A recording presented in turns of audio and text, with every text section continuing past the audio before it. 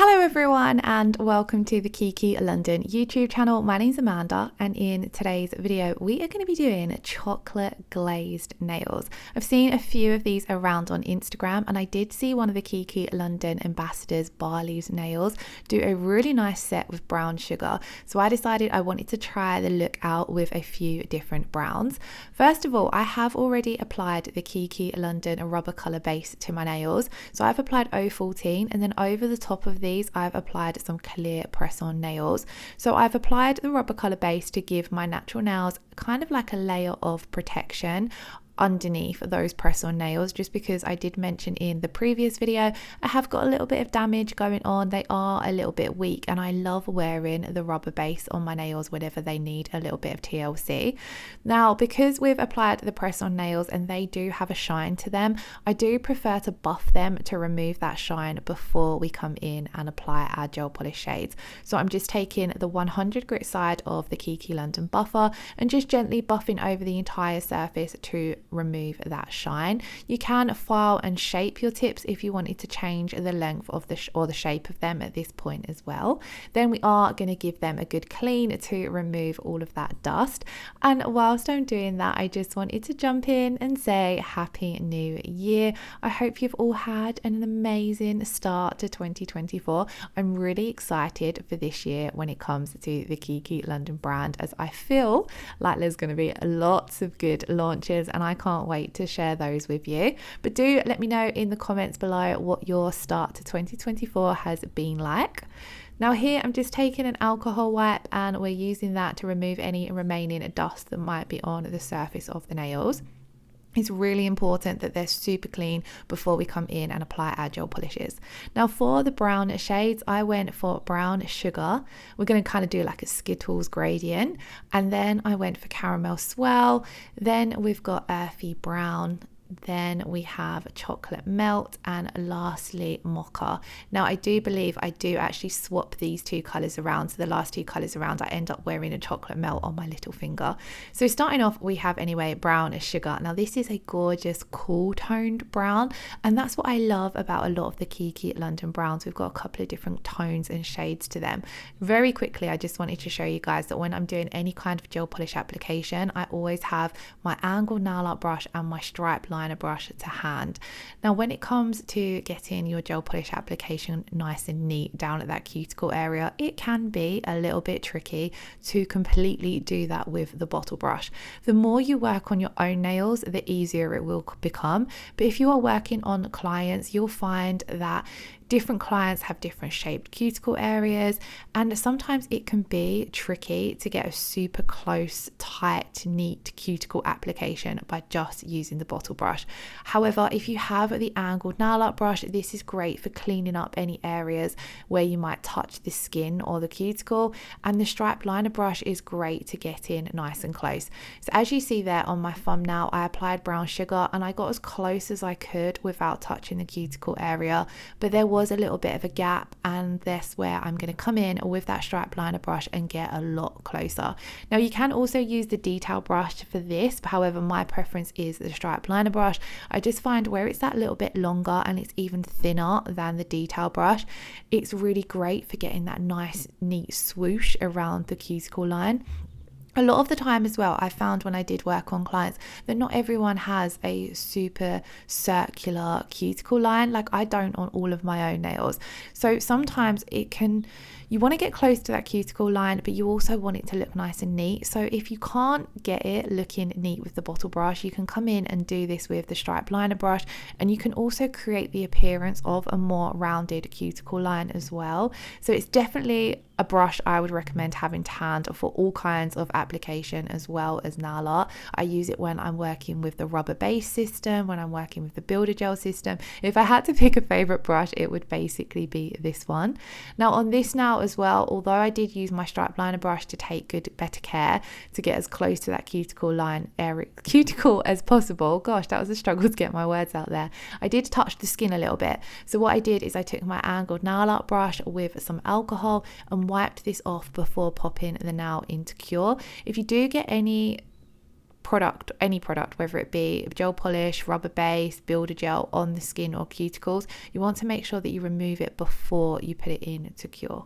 So with brown sugar, as I said, it was quite a cool neutral brown. Then caramel swirl kind of it's got a very caramel tone to it, and it does go on to the more warmer side. And then the same goes for earthy brown. I feel as though this one's got a little bit more of a chocolate tone to it. It's a little bit lighter though than the other two browns that we're going to use. So of course, if you did want to create the chocolate glazed look, you don't necessarily have to do it in a Skittles manicure. You could just pick your favorite brown and do all of the nails in that. As I mentioned at the start of the video, I see Barley's Nails on Instagram do a full set with brown sugar and then the white chrome over the top to give that glazed effect, and it looked absolutely stunning. So another thing that I wanted to mention when it comes to your gel polish application is here I'm curing one nail at a time. This is simply because I'm doing a video. You don't necessarily have to do this. I'm doing it because when I'm doing a video, I end up holding my hands in different positions to make sure I'm underneath the camera properly, and I don't want to end up smudging my application. So I will do one nail, cure it, and then move on to the next nail. Of course, when you're working on yourself, if it's easier, of course you can just do all of your first coat of color and then pop it into cure. That's the standard way of doing it. But if you are struggling, especially when working on your own nails, there is no harm in coming in and curing each nail as you go. Sometimes, especially when I was first starting out, or if I'm doing any kind of new nail art techniques, I will do this because if you've gone through all of the effort of getting a nice neat application, the last thing you want to do is mess it up when you're working on the next nail. If you don't want to fully cure it and you're using the same Kiki London lamp that I've shown in the video, then you can also use the 10-second flash cure feature as well, which is again a brilliant step that you can take when you are a beginner or learning how to work with a gel polish. So next up so we just did actually on the previous nail, we did Mocha, which I think is my favorite color out of the 5 for the chocolate glazed effect. I just really loved how it looked once we come in and add that chrome powder over the top.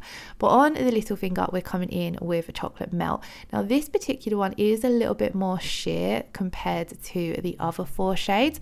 However, once you come in and add that second coat of color, I found it was enough opacity to only need 2 coats. Of course, if you did want to go in with a 3rd coat, you could, but I would highly recommend then making sure you keep all of your coats super thin. Now, when it comes to my first coat of gel polish, I keep them as thin as I can. I don't worry about the opacity or anything like that. I just get a nice, thin, neat layer down. And then I'll come in with the second coat ever so slightly thicker. And then I feel as though that gives me the perfect opacity every time. Now that we have done that first coat of colour, we're going to come in and apply our second coat. Now, when it comes to doing the second coat of colour, I always find that it goes a lot easier. Even if I was working on a new client, I just feel like once you get that first coat down, you get into the flow of everything, you learn the shape of the client's nail beds and things like that. So the second coat usually goes a lot easier. So even when I'm filming, when it comes to doing the second coat, a lot of the time I won't cure after each nail. I'll just do all 5 nails. I do sometimes, however, though, like to cure the thumbs separately. This is just so I don't smudge any of the gel polish. So we've come in and we've done our first coat of that second coat of colour. The only difference I tend to do on the second coat is I do like to cap the free edge. Now you might not necessarily notice this when I'm doing it in the video, but what I'm doing is making sure that when I come in and I'm applying that second coat of colour, I'm really coming around the very tip of the nail.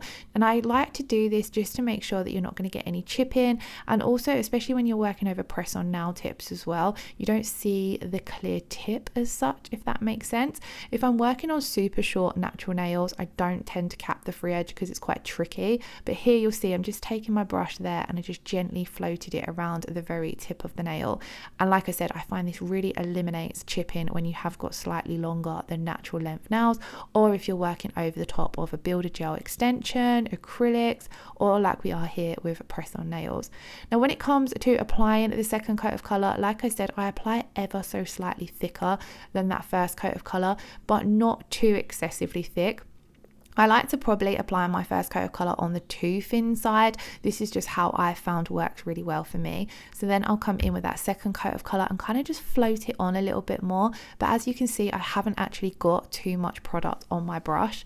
One of the things that I would highly recommend is not having too much product on your brush. So I like to completely wipe off one side of my bottle brush and then half wipe off the other side. This then just leaves a small amount of gel polish at the bottom on one half of your brush. The less gel polish you've got on your brush, the lot easier it is to control and maneuver it without worrying about flooding the cuticles.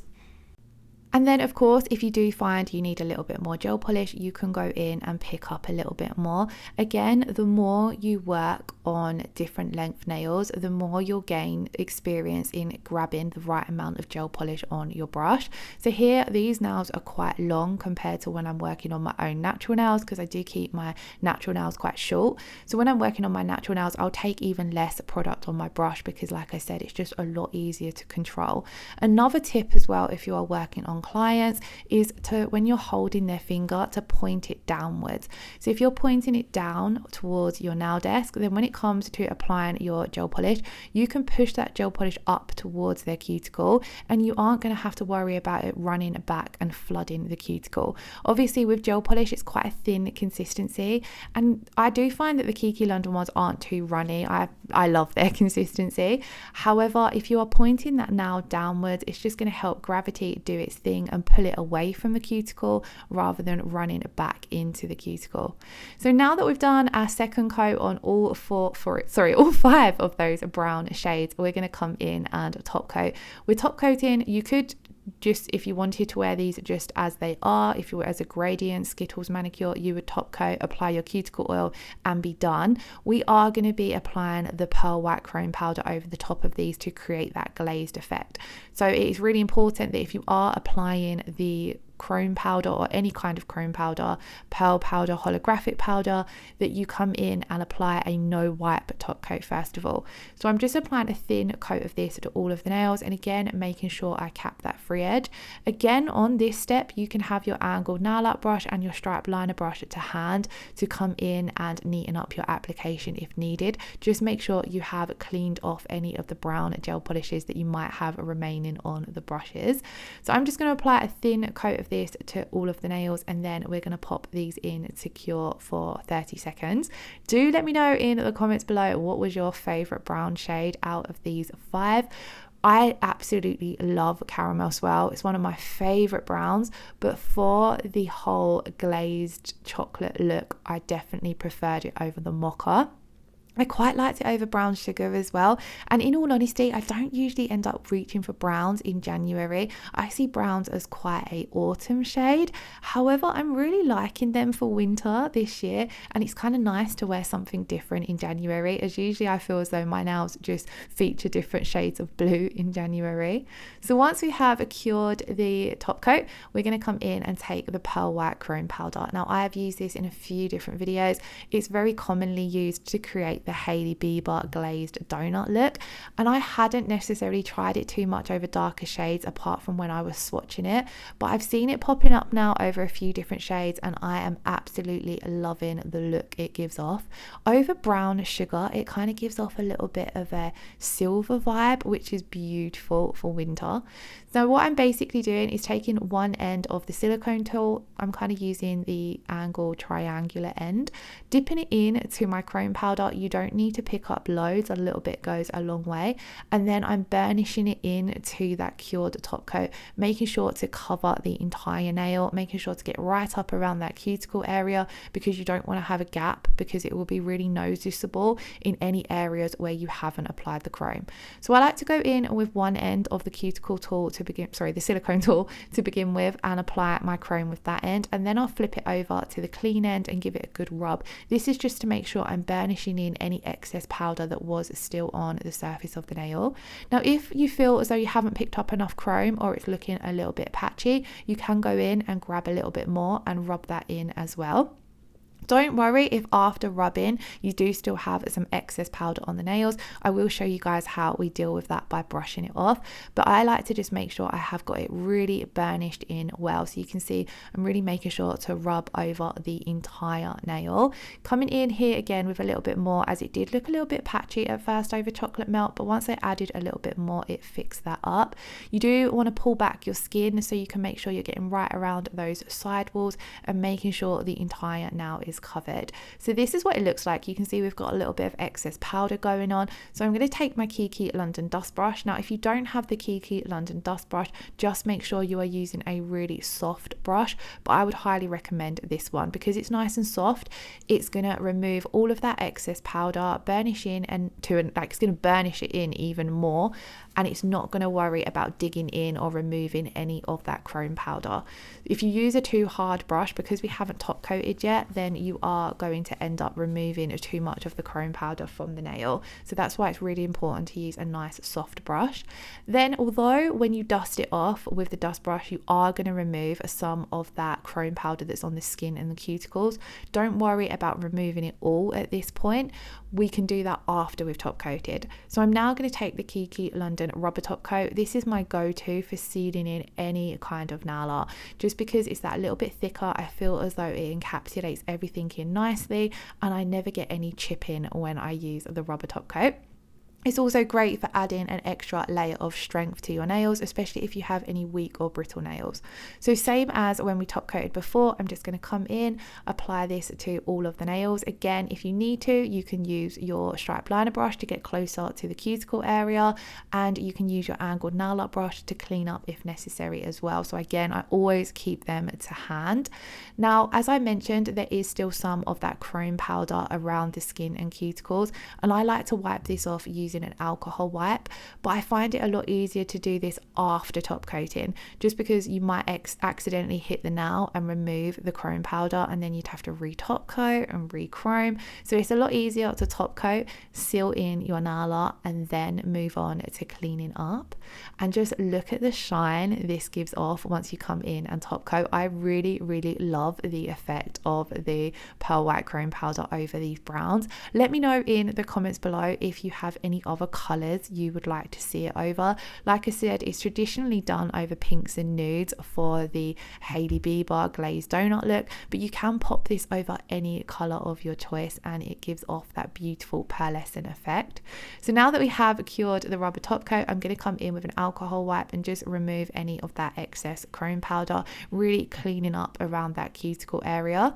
And then we're going to take the Coconut Escape cuticle oil and give the cuticles a really good nourish and replenish those cuticles really well with this cuticle oil, because it was really needed. So I'm giving that a really good rub in. I absolutely love the smell of the Coconut Escape one, especially in the winter, because it just makes me think of warm sunny days.